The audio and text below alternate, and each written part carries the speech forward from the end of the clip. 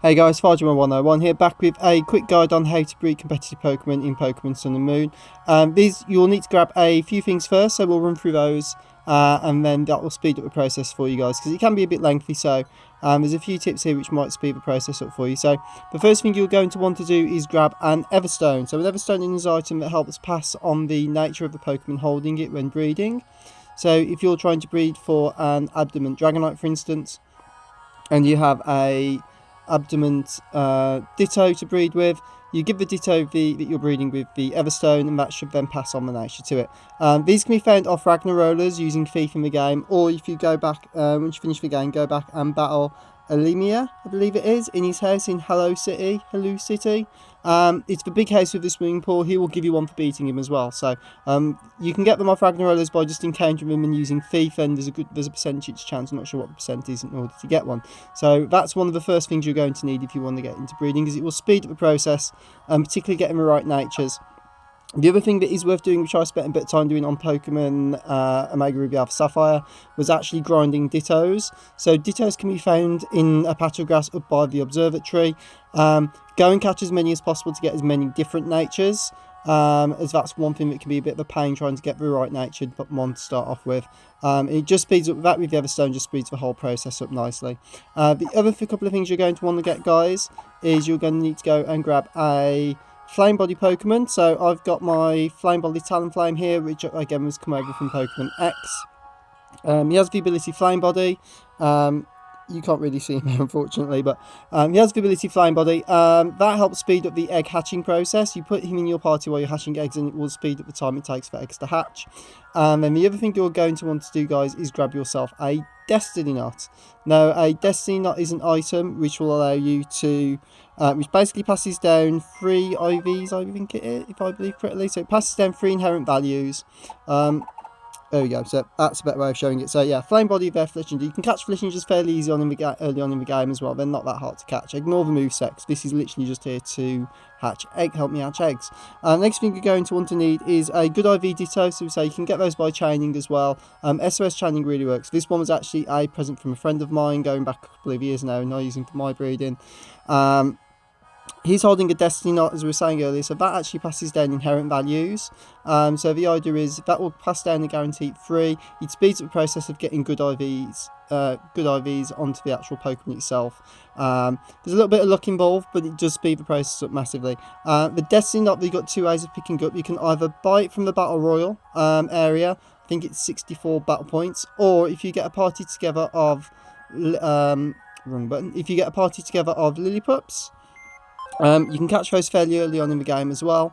If you get a party of those with the pickup ability, here we go, yeah. So you get a group of these with the pickup ability. In each battle they'll have a 10% chance of picking up an item. You can get Moonstones and other items through there, but Destany Knot is in there. It is a bit of a grind. It is the rare find on there, but if you don't want to spend the battle points, that is well worth doing. I usually have these in my party while I'm grinding and leveling mons up, just to get 3 items while I'm leveling at the same time. So those will come in really handy for you, and the Destiny Knot is a key one to getting good IVs and stats. So we're going to jump into the breeding process now. So you'll need to have got to here, which is the Pokemon Nursery. Now, unlike the nursery before, these Pokemon don't actually level up. Let's actually just get a Pokemon party we can breed from quite quickly. What should we stick in there? Let's pop a Grimer in there, because I'm actually building a Grimer team at the moment, so we'll pop Grimer in. We're not worrying too much about nature. So what you would do is you would give the Grimer, if you want, so you'll breed originally with the Ditto with the EverStone, but once you've got the right one with the correct nature, you'll want to give that Pokemon that you're breeding an EverStone, while your Ditto with the good IVs is actually holding a Destiny Knot. And then it's a simple case of drop it into the lady at the daycare. Yes, we want to leave a Pokemon with you. So we'll pop Grimer in there. If we bring Grimer someone, so Grimer is holding the EverStone, and he is he's got Poison Touch, and he is a Careful Nature. So we're going to drop him in there. So EverStone should then pass on the Careful Nature. And then we'll leave we'll drop our Ditto in as well.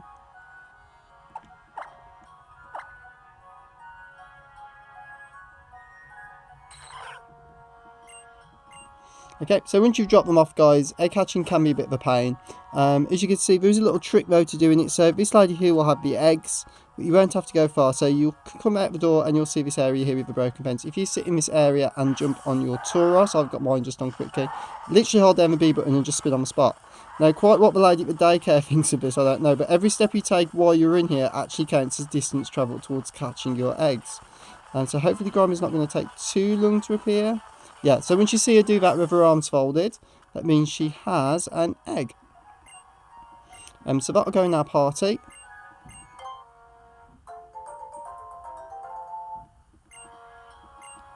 And we'll pop back in here. And then to hatch it again, just jump back onto your Tauros and just spin around on the spot. I do wonder sometimes what these NPCs think when they see stuff like going on. She must be looking at it going like, what is the idiot doing? So literally just spin round, just keep going until their catches. It shouldn't take too long, I'm hoping. I'm not sat in the best way of doing this, to be fair, so.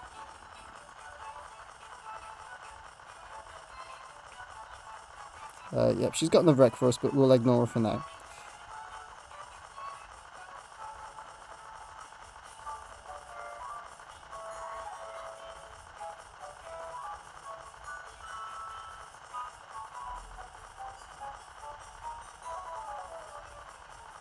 I mean, depending on the Pokemon, obviously some eggs take longer to hatch, but this is definitely the quickest and easiest way of doing it. What I'd recommend you doing is watch a film, watch some YouTube, kick back, relax, try not to crash too much while you're doing it. I am.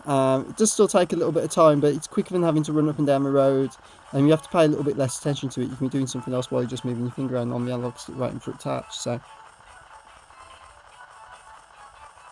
Come on, Grimer, where are you? No, my look, I'll probably pick. Oh, there we go. I'm going to say I'll probably pick one that takes forever to hatch.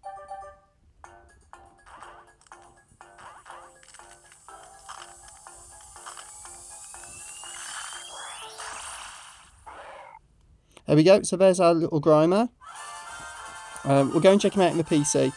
So one of the other things that is worth doing, or definitely a must, is up by the battle tree. We don't want to give him a nickname. You'll then want to go and check his stats and his EVs to make sure those are correct. So you may have to breed and crossbreed. So you can breed to get, like, say if you get a good 4 IV one, then pop him back in with your Ditto, and see if you can get those transferred over, some of those more IVs doing. It still takes a little bit of time, but it's not too bad. One of the nice things with this now is if you go and speak to some areas, so we've got Shadowstick.pos, and we've carried that nature over, which is great. One of the things as well you can do is when you've hatched 20 eggs, if you go and speak to the ace trainer to the right of the battle tree who says he's bored all the time, once you hatch 20 eggs, you actually get the judge ability, which you can actually check the EVs of the Pokemon. So if we click on this one, he's got 3 EVs, he's got good special defense, good speed, and good hit points. So you want to aim for probably 4 to 5, so depending on what you're using the Pokemon for. So for instance, this Grimer I'm looking at building is going to be a special wall. So I definitely want the hit points one, I definitely want the special defense one. But then at the same time, we'd probably be looking at attack defense definitely as well. We want them in those. Speed, maybe not so much in special attack. You might be able to get away with a 4 IV one in that case. But this judge ability is absolutely superb. I love it. It's so much better than it used to be. In terms of you had to just sit there and speak to the guy and then try and count off on your fingers what they were. This way you can actually see exactly where you stand, guys. So that's it. What you then do is you'd keep hatching them and eventually you'll start getting some good IVs. What you can do if you get a 4-1 and you're just missing one is I tend to take that one, swap them out in with the other one in the daycare and breed off that one, and you do find it will boost it quicker. And that's it, guys. So hope this video helps you guys out. Any questions, leave them in the comments section down below. And if I don't see you around, I will see you on Battlespot. Take care for now. Bye.